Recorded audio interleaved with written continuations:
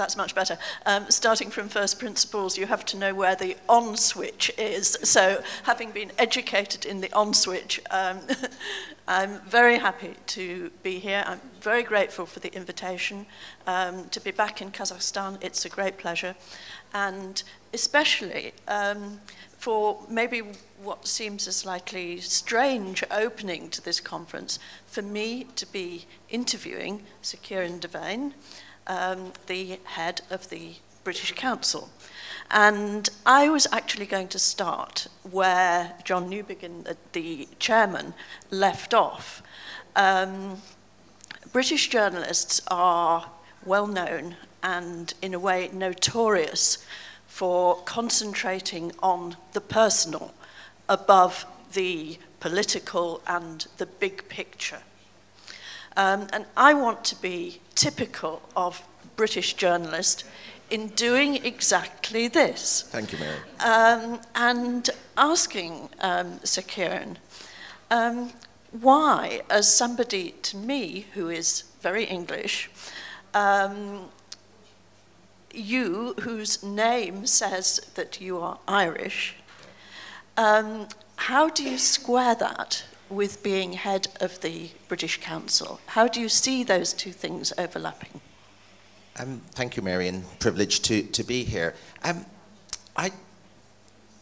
Strangely, it's something I almost never think about, because, you know, I grew up as a teenager, went to university in Ireland, but moved over to Britain very shortly afterwards. So while I'm definitely Irish, I'm an Irish language speaker, it's my first language, I'm also definitely British.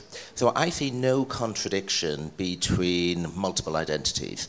You know, I can be many things. If I was English, I'd be a Northeasterner, not a Londoner. So I think part of the richness which John described about London, but is also true about the rest of the United Kingdom, is that, you know, for centuries it has been this sort of global welcoming place which is incredibly tolerant of people who are from a different background or a different point of view.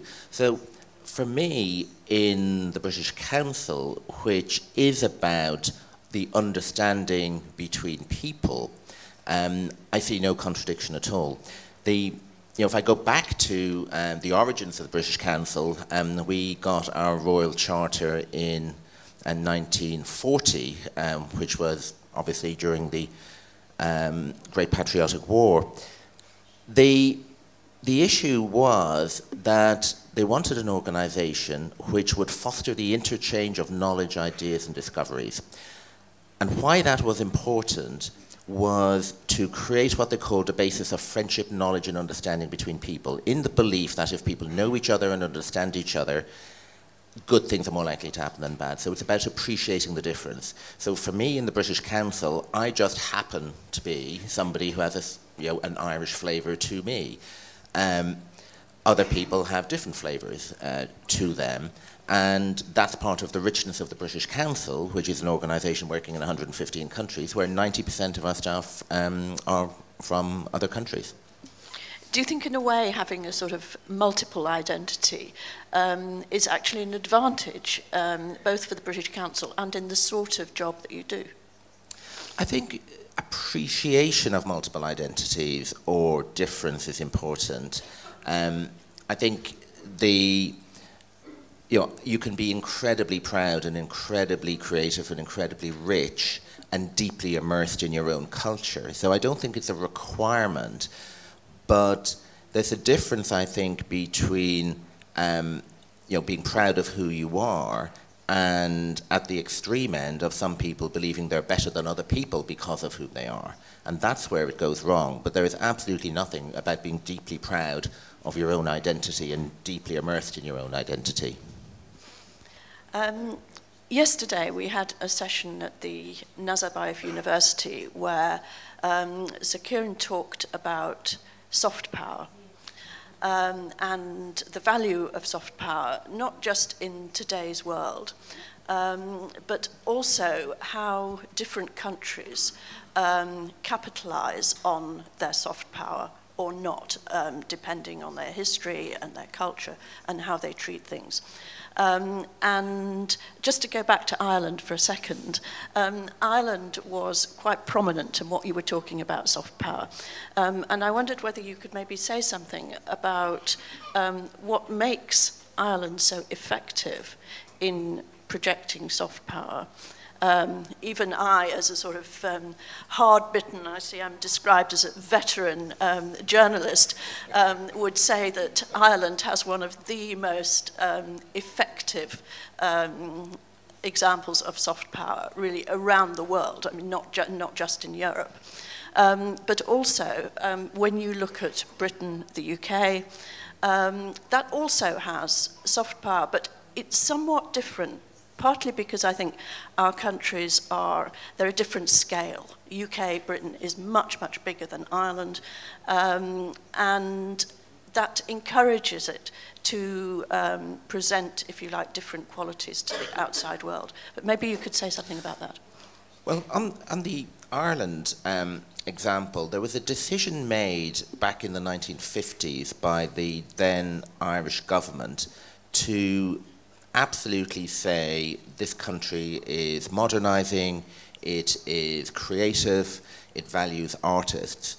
And the symbolic gesture which the government did was to abolish income tax for artists. And it was seen as something very surprising for a government to say, if you're an artist, you don't have to pay income tax. Now, the problem was, of course, artists weren't earning enough money to pay much income tax anyway, so it wasn't as generous a gesture as it was made out to be. But symbolically, what it said was, we value art and we value culture. So a lot of Ireland's soft power projection is around literature, or it's around artists, or it's around plays. You know, very much trading on, you know, the poets or the novelists who won Nobel Prizes, for example. So the use of culture as a way of engaging people and holding a conversation with people from other nations, I think is a well-trodden path in soft power. In the British Council, and what we do as the United Kingdom, is maybe a more expansive version of that. You know, we do a lot of work in English language education around the world, where we support education ministries with the development of their English language capability. We work a lot with higher education and universities, and really using any major asset, as the ambassador mentioned, to support the agenda of the societies and the countries and the governments we work with, but to build those relationships. Because how we see it is, if we can help artists or scholars or scientists by creating opportunities for them to connect with the United Kingdom, relationships are built out of that, and out of that becomes trust. And the fundamental belief, I think, that we would have is, if we can increase the level of trust within societies and between societies, then the world will be a better, more peaceful, more prosperous place. I think just extending the idea of trust, something else that you emphasized yesterday when you were talking was about the reciprocal nature of what the British Council in particular was trying to do.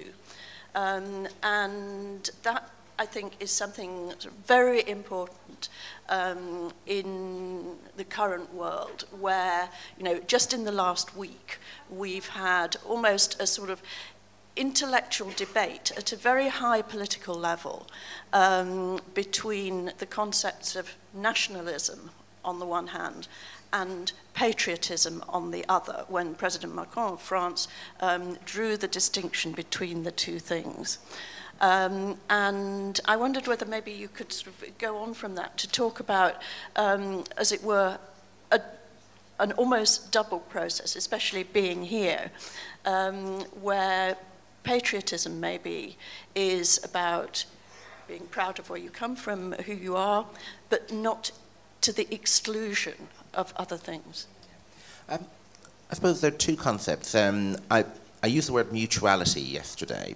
I think one of the things we believe very strongly in cultural relations is that cultural relations work both ways.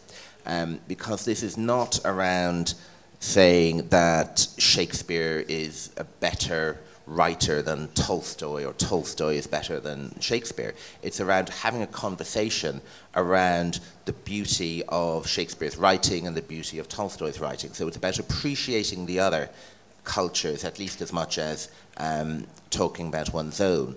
So it's not really about cultural projection, it's more about cultural relations, and we use that word very, very specifically. I completely agree with you around the distinction between being proud of who you are and the danger that some politicians or others have of saying we are better and therefore somebody else is less worthy. And I think the dangers with that we have seen historically through the 20th century in particular, and lives are lost when that happens. So I absolutely passionately believe that in the world we're in at the moment, seeing some of the things that we are seeing being said around the world, that those of us who believe in cultural relations, in art as a way of connecting people, of the creative industries as a way not only of generating a vibrant economy but tackling social issues, I think we have to engage with this debate. I think we have to engage with the debate about values, about behaviours, about norms, about supporting, from a diplomatic point of view, we'd talk about a rules-based international system. Because in the absence of good behaviours, good values, good norms, and nobody following any rules, bad things can happen. I've just had, talking of bad things happening, I've just had not just an enormous red card saying I've got 5 minutes left, but an equally enormous card saying I've got 3 minutes left. So this will have to be the last question. But maybe to make the transition between what we're going to be talking about for the rest of the conference and the creative industries, could you say something about maybe how, this is an enormous subject in the UK, because creative industries, or the arts in general, play such an enormous role in the UK generally. Could you maybe say something about, just very generally, about what you think maybe we do particularly well, and what maybe, when you look around the world, we could also draw from other people? I think if I think of the things that make the creative industries in the UK so vibrant, I suppose I might just pick 3 things. There are many others. One is picking up on the diversity word.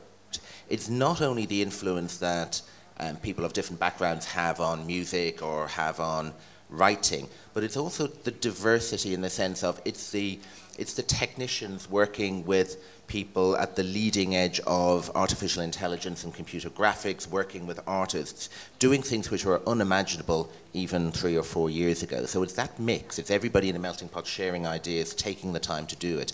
And I think a lot of the creative industry is based on that. The other thing I would pick is its recognition that the creative industries can transform social problems. And we'll hear a little bit more about that later when Martin Green speaks to the topic and the city of culture idea. Internationally, I think what we can learn is that everybody is good at this.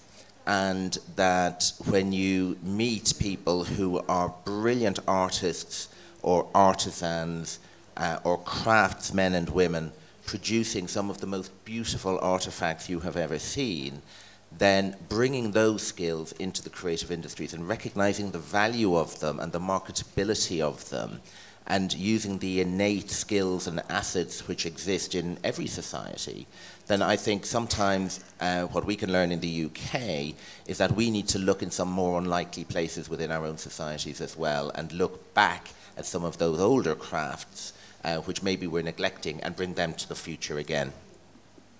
Well, thank you very much. I've now had the 1 minute card, so I'm very happy, very grateful to Sir Ciarán for giving the interview, and let's have a wonderful conference. Thank you very much. Thank you.